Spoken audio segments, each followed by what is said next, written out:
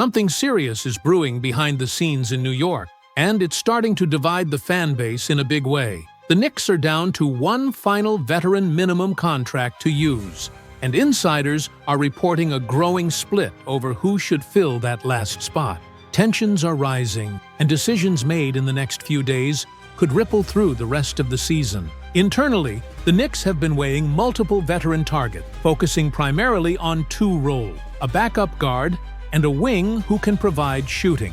According to the latest reports, the front office is taking a cautious and deliberate approach. But while they've kept tabs on several names, the choices they're considering are drawing mixed reactions from fans and insiders alike. Let's talk names. Landry Shamet, a familiar face, is still firmly on the radar. His ability to space the floor makes him a logical fit, especially with the team's need for consistent perimeter shooting. Another option is Amir Coffey, whose positional versatility gives Mike Brown something to work with. But now, a more polarizing name has emerged at the center of it all: Ben Simmons. That's right, Simmons has once again been linked to the Knicks, and according to Ian Begley, New York has remained in contact with him throughout free agency. The idea of adding Simmons is gaining traction inside the organization, despite the obvious risks, and it's easy to see why the front office is intrigued. He's a 6'10" playmaker with elite defensive instincts,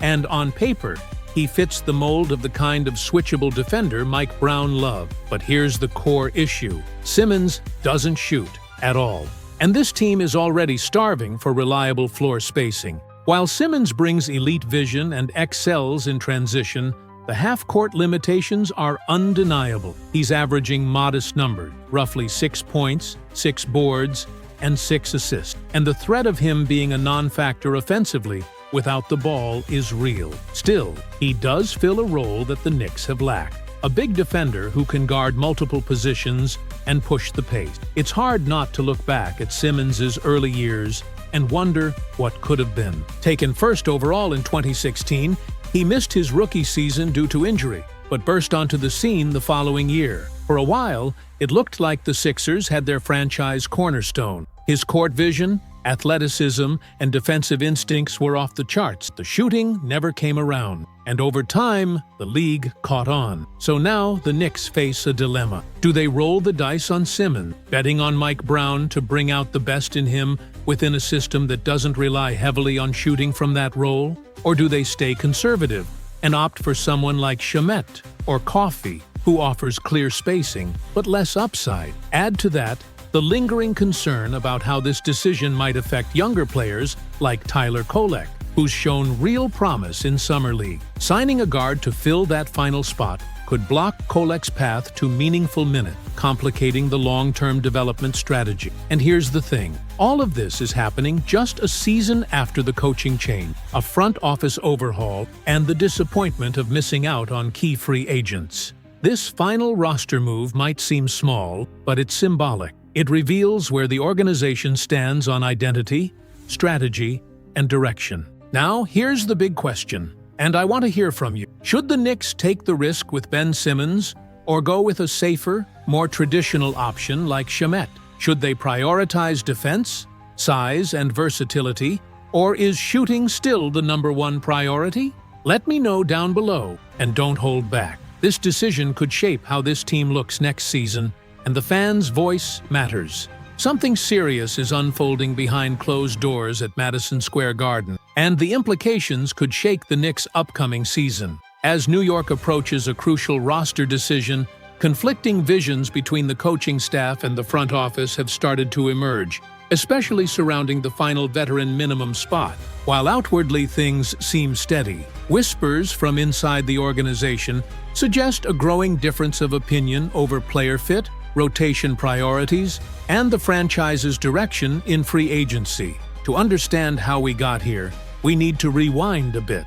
Under former coach Tom Thibodeau, the Knicks became known for their defensive toughness, but also for stubborn rotations and limited offensive creativity. With Mike Brown now steering the ship, there's been a shift in philosophy: more fluidity, more pace, more positional versatility. But that change has created internal friction. Brown is said to value switchable defenders who can initiate offense in transition, while the front office, led by Leon Rose, appears to still have eyes on some familiar names and bigger gamble. Enter Ben Simmons, a player who checks many of Brown's boxes defensively and in transition, but raises red flags for everyone else. Let's break this down. Simmons was once heralded as the future of the league, a 6'10" point forward with elite passing, defensive prowess, and all-around versatility. In his early years with Philadelphia, Simmons did everything except shoot. He still managed to impact games, but his lack of a jumper eventually became an Achilles' heel. Back in his rookie season, there was at least a sense that he might evolve. He took more risks, even attempted mid-range shots, but the decline began in 2021, most notably during that infamous Game 7 against Atlanta. With the game on the line, Simmons passed up a point-blank layup, opting instead to dish it to Tobias Harris. The Sixers lost that game, and that moment became the turning point in Simmons' career arc. Since then, his trajectory has been marked by injury concerns, mental health questions, and inconsistent effort. He's become one of the most polarizing players in the league. So now the Knicks are left asking, is Simmons still a salvageable talent, or has he mentally checked out? There's even talk that Simmons, who previously demanded a trade to California, might simply prefer staying on the West Coast. If that's true, it complicates any potential deal with the Knicks. Despite Leon Rose's rumored interest, Simmons may very well choose familiarity and location over opportunity. Still, don't be surprised if New York presents him with an offer, even if it's just to gauge his interest. Now here's where things get even more complicated. Chris Paul has also resurfaced as a target. The veteran point guard has openly stated that the upcoming season will be his last, and while his skills are clearly on the decline, his leadership and high basketball IQ could be invaluable to a young Knicks team. He's tight with Leon Rose, his former agent, and this connection has long fueled speculation that CP3 would eventually land in New York. But there's a problem. The Knicks already have a crowded backcourt. Deuce McBride, Jordan Clarkson, and rookie Tyler Kolk are all vying for minutes. Adding Chris Paul to that mix would only intensify the competition, potentially stalling the development of younger guards. While his mentorship would be beneficial,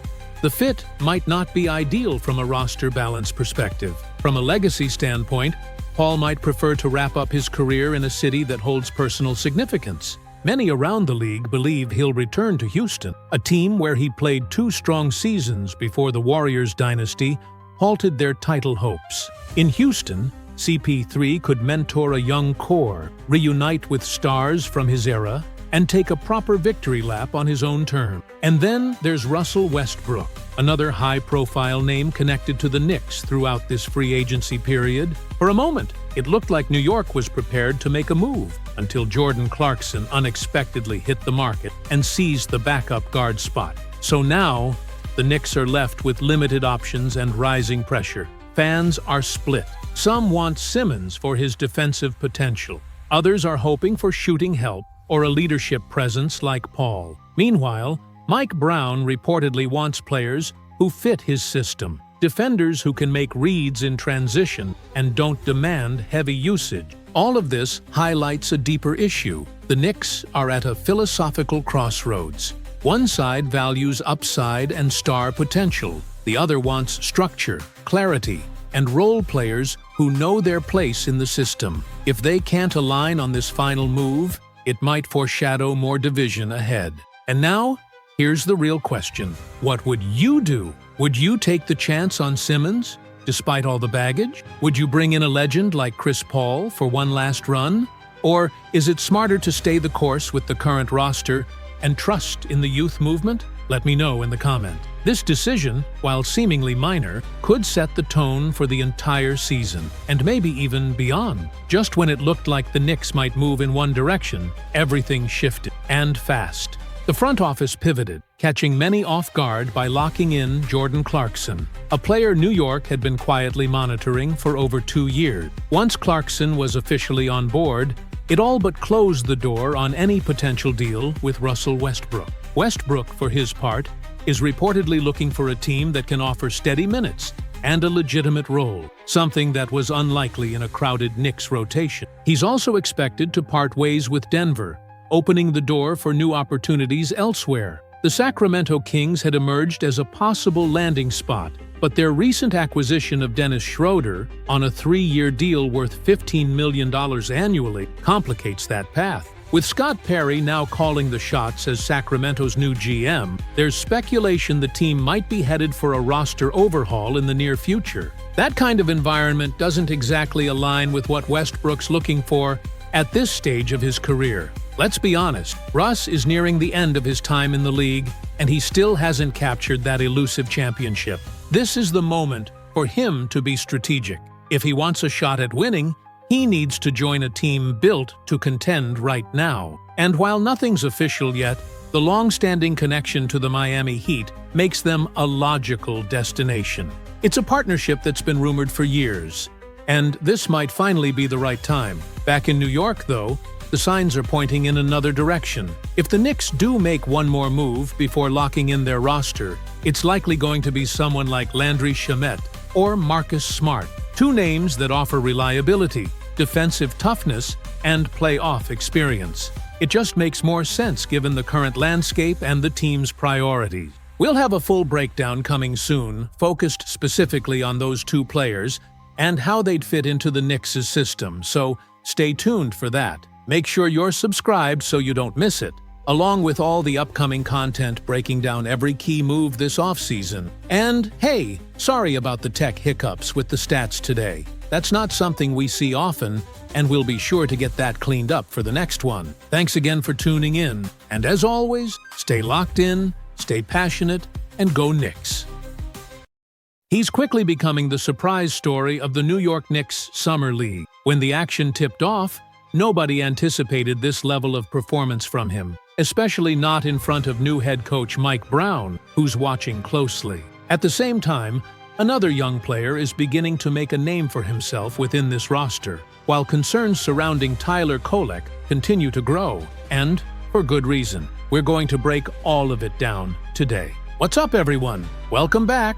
We've got a lot to unpack regarding the Knicks and their Summer League outlook, so let's get right into it. And hey, if you're part of the majority who hasn't subscribed yet, now's the time. We're back to pumping out fresh Knicks content daily, and sometimes even twice a day, as this off-season continues to unfold. The Summer League is officially in full swing. Even if you're not glued to every game, there's real value in watching how these young prospects handle live game action. It's also one last basketball fix before the final lull in the off-season calendar. And with that, let's turn our attention back to the Knicks, because things are getting interesting. When Mike Brown was appointed as the new head coach, one thing became clear immediately. The younger players on the roster were going to see more minutes than they did during the Tom Thibodeau era. Now, let's be fair. During Thibodeau's time, the Knicks were winning, which meant they didn't often have lottery picks to develop. In the only season they missed the playoffs under him, New York used the number 11 pick as trade bait to clear cap space for Jalen Brunson. So yes, it's true Thibodeau didn't always give extended run to rookies like Obi Toppin, but the context mattered. Fast forward to now. Mike Brown is here, and he has a different philosophy. He's not afraid to go deep into his bench, often using 10-man rotations and giving younger players a legitimate chance, regardless of draft status. But don't get it twisted. This is still a win-now roster with plenty of veterans. That means not every rookie will see meaningful floor time. That said, New York did walk away from the 2024 NBA draft with 4 fresh faces. Add in another potential signing in either Mohamed Diawara or James Nagy, one of whom is expected to join soon, and suddenly, this roster is full of promising new talent. Let's focus on one of them in particular, Kevin McCullough Jr. So far, he's been nothing short of eye-opening. When the Knicks selected him 56th overall,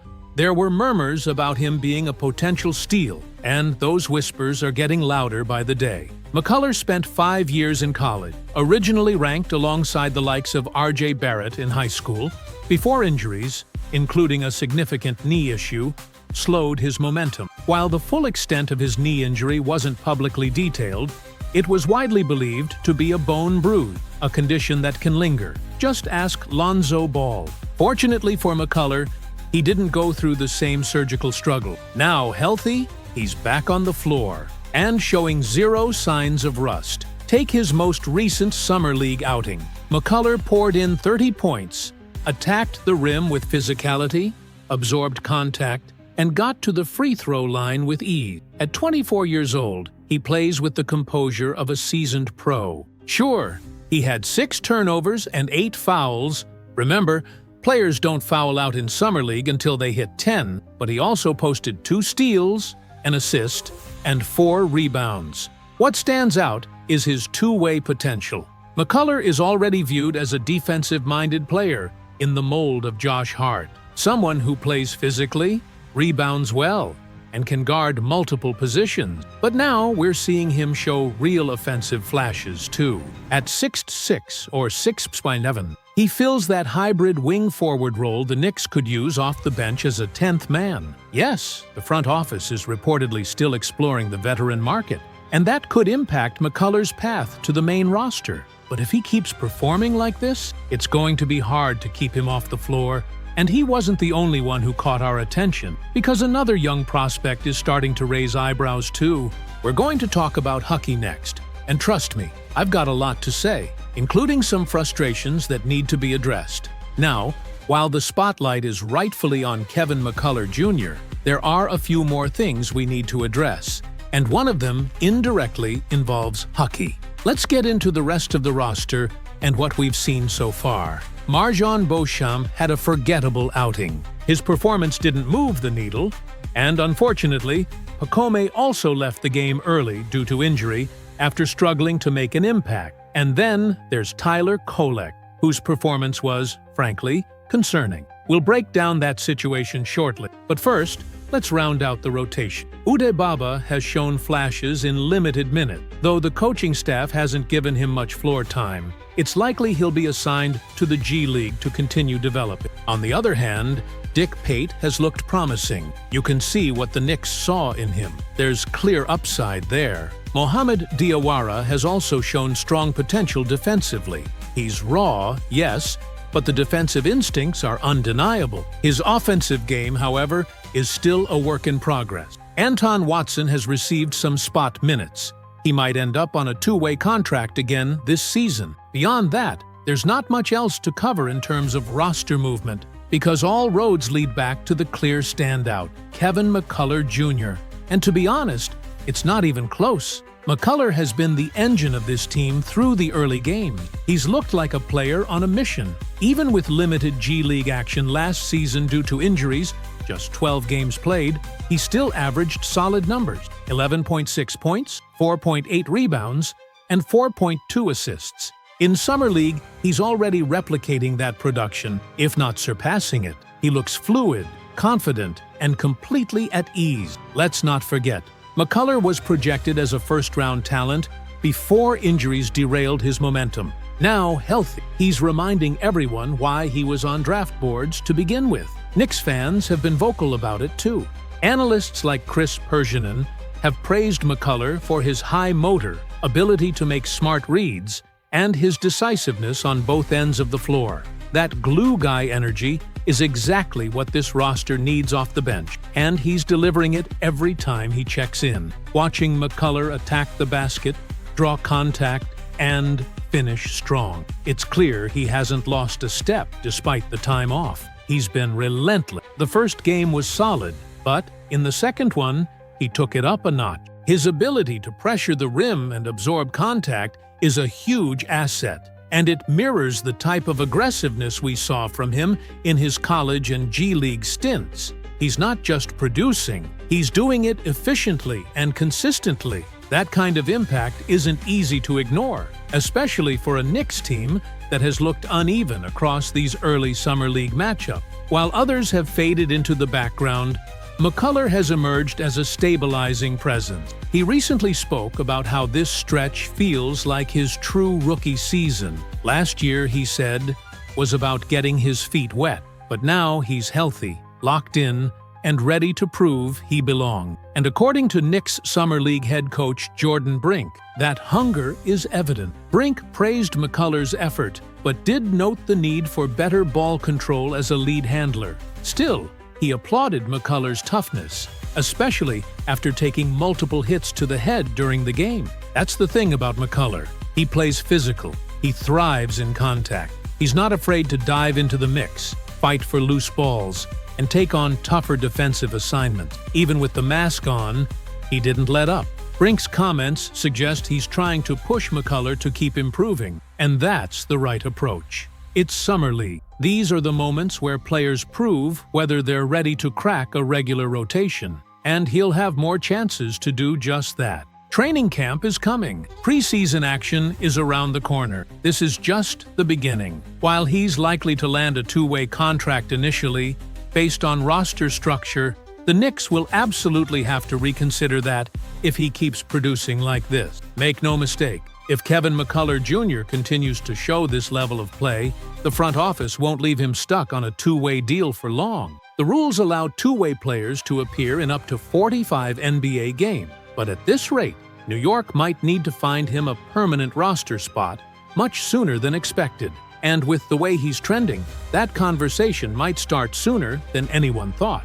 Considering the Knicks are aiming for a deep playoff push and are loaded with veteran talent, Kevin McCullough Jr.'s role will likely be situational to start. Unless he continues to absolutely shine, his first real NBA minutes may come as a result of injuries or rest days for the starters. Think about it like this. If OG Anunoby misses a game or two, McCullough might not start, but he could easily slide into the rotation. Same goes for someone like Mikal Bridges. Should he ever miss time, McCullough is well positioned to step in and contribute. The same logic applies to Josh Hart. That's where McCullough's value really starts to show. He's mature, experienced, and looks more NBA ready than some of the younger prospects on the roster. Take Pakome Jua, for example. He's a promising young player but still very much in the development phase. McCullough, being 5 years older, has the edge in terms of readiness. That difference in experience could give him the clearest path to breaking into the rotation, especially given the Knicks' current shortage of reliable wing depth. And speaking of players worth keeping an eye on,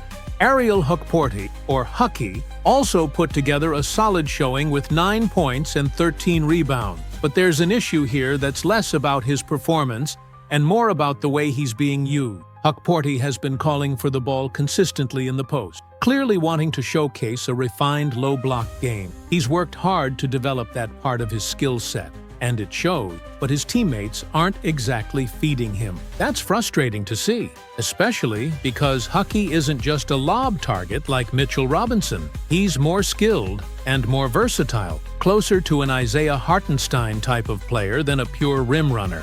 And sure, the comparison gets thrown around a lot. Both German, both wear 55, both lefties, but it fits. Hukporti has great vision, soft hands, and the ability to create for himself and others. That's why it's important that he gets more post touches in the coming game. He's not just there to run the floor. He can actually produce offense when given the opportunity.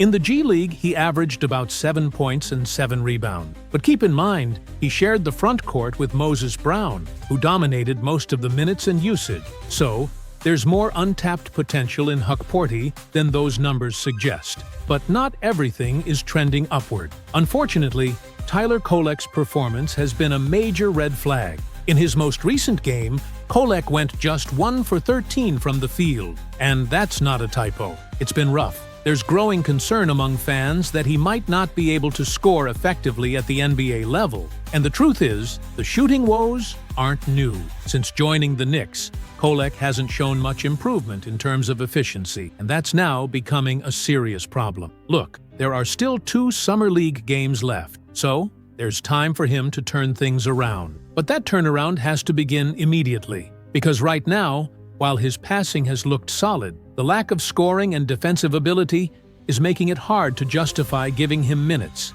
especially on a contending roster. And in this league, if you can't defend and you can't score, your spot becomes incredibly shaky, no matter how high your basketball IQ is. That said, It's not time to give up on Kolk just yet. He's smart, he sees the floor well, and there's still hope he can figure out how to finish plays more consistently. But that improvement has to come fast. So Knicks fans, where do you stand? Is Kevin McCullough Jr. the real deal? Should Ariel Hookporty be featured more in the post? And can Kolk bounce back before the Summer League wraps? Drop your thoughts in the comment. Don't forget to like the video, subscribe for more daily Knicks update, and turn on those post notifications so you never miss a beat. Appreciate you all for watching, and as always, go Knicks! Knicks fans, buckle up! A major decision has just been made, and it could reshape everything we thought we knew about this roster. The front office has drawn the line, and Russell Westbrook is officially out of the picture. But why? What's the real reason behind this move? And what does it mean for the next veteran to join this team? From shocking updates on Ben Simmons to a surprising name that could be a steal off the bench, this video breaks down all the insider info you haven't heard yet. You're going to want to stick around until the very end, because what's happening behind the scenes might just be the biggest Knicks twist of the offseason. The New York Knicks have been actively exploring the free agent market, prompting fans to ask a pressing question: will Russell Westbrook be the next addition? That question has finally been answered. After weeks of speculation, the Knicks have made it clear where they stand on bringing in the veteran point guard. Today we're breaking down the latest development and what they mean moving forward. Throughout free agency, names like Ben Simmons, Chris Paul, Malcolm Brogdon, and Marcus Smart have all been floated as potential options for the Knicks. But no name stirred more debate than Westbrook. According to reports from NBA insider Brett Siegel of Clutch Points, the Knicks are no longer considering Westbrook a target. He was initially linked to both New York and Sacramento early in the offseason, but with the Knicks opting to sign Jordan Clarkson instead, they've effectively closed the door on the former MVP. The Kings, now the only remaining team with reported interest, recently brought in Dennis Schroeder, likely eliminating themselves from the running as well. Westbrook's talent isn't the question here. He's still one of the most accomplished point guards in NBA history, and arguably one of the most capable options still unsigned. But there are several reasons why this fit doesn't work for New York. First, the salary. While it's possible Westbrook would accept a veteran minimum deal, there's a much bigger issue at play: minutes. That's why he left Denver in the first place. He wants more playing time. And with New York's rotation already fairly locked in, it's hard to see where he'd consistently fit in. Even in a 10-man rotation, Westbrook's minutes would likely be limited to under 20 a night, and that's not the role he's looking for. The Knicks, meanwhile, are still in the market for another veteran guard. But they're clearly prioritizing players who bring size and positional flexibility, attributes that Westbrook doesn't check at this stage of his career. Any player joining this squad will have to be ready for a specific, sometimes reduced role, and not everyone is willing to make that sacrifice. That's where the Knicks are drawing the line.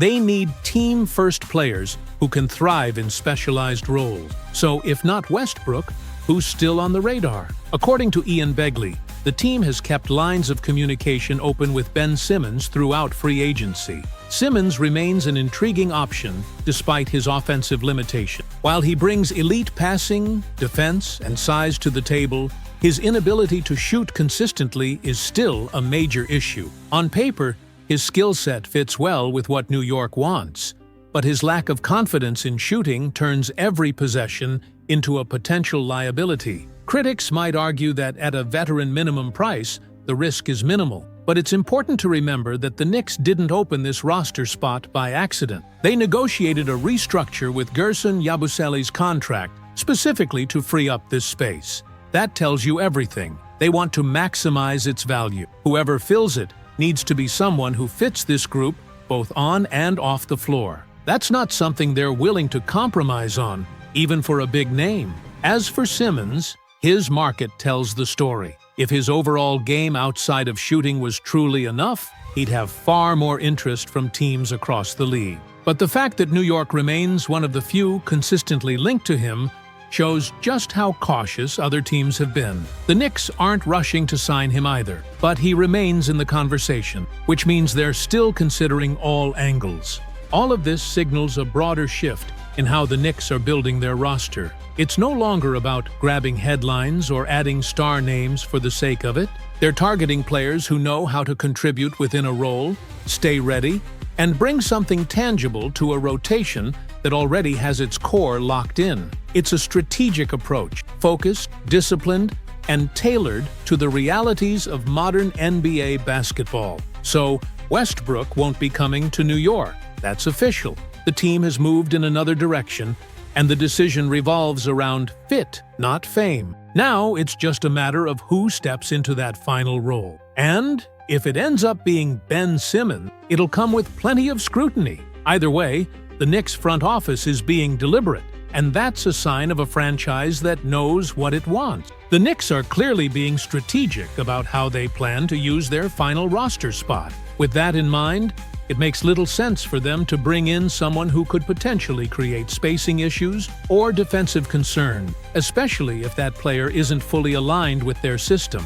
According to Ian Begley, New York has reached out to other veterans still available on the market, including Chris Paul. While Paul would be an intriguing addition as a veteran guard who can manage the game and lead a unit, his preference to stay closer to his family on the West Coast makes a Knicks signing unlikely. Potential destinations for Paul could still include teams like the Clippers or Suns, but at this stage, his return to the East Coast appears doubtful. At the same time, the Knicks aren't limiting their options to traditional ball handlers. Despite the conversations around point guards, they remain open to adding wings or versatile players who can contribute in other areas. One name that continues to come up is Landry Shamet, and there's mutual interest in a reunion. While he may not be a primary ball handler, his ability to stretch the floor makes him a valuable role player off the bench. This shift in direction suggests the Knicks are prioritizing positional flexibility and depth over simply adding another guard. One player that checks all the boxes and continues to stand out as a potential steal is Chris Boucher. At 6'8" or 6'9", Boucher brings the kind of length and mobility the Knicks could really use. Having previously played alongside OG Anunoby, he already has chemistry with some of the current roster. Defensively, Boucher offers switchability and rim protection, while offensively, he can space the floor and finish in transition. Adding him would give the Knicks a much-needed boost in front-court depth and help them better prepare for the inevitable injuries that tend to hit their big men each season. He's the type of player who can cover positions 3 through 5. And in today's league, that kind of versatility is invaluable. It's also clear that the Knicks are making a conscious effort to increase size across the board. Their signings and rumored targets, Clarkson, Yabusele, and others, reflect that intention. They want a larger backcourt, more physicality off the bench, and players who can contribute without the ball in their hands. It's not necessarily about adding another playmaker. It's about building a tougher, more versatile group that can hold its own in any matchup. Given all of this, Russell Westbrook no longer fits what New York is trying to build. Even though he's available and still one of the most explosive names in free agency, the fit simply isn't there. According to Brett Siegel, the Knicks have officially ruled out signing Westbrook, with playing time and role likely being major factors in that decision. They're searching for someone who knows how to fit into a structured system and is willing to accept a defined role. That brings us back to Ben Simmons, who, despite his limitations, continues to draw interest from the Knicks. New York has remained in contact with Simmons throughout free agency, and their ongoing dialogue suggests that he's still on their radar. Even with his well-known issues as a shooter, Simmons' defensive versatility and size make him an appealing option if used in the right context. For the Knicks, it seems the focus is now on adding players who bring length, defense, and versatility more than pure scoring or playmaking. And whether fans agree or not, Simmons may ultimately land in New York if the fit feels right. What do you think of the Knicks' decision to pass on Westbrook? Do you believe they're heading in the right direction by looking for size and flexibility instead of another high-usage guard? Let me know your take down below. Thanks for tuning in, and if you're enjoying the content, make sure to leave a like and subscribe. Take care out there, and go Knicks!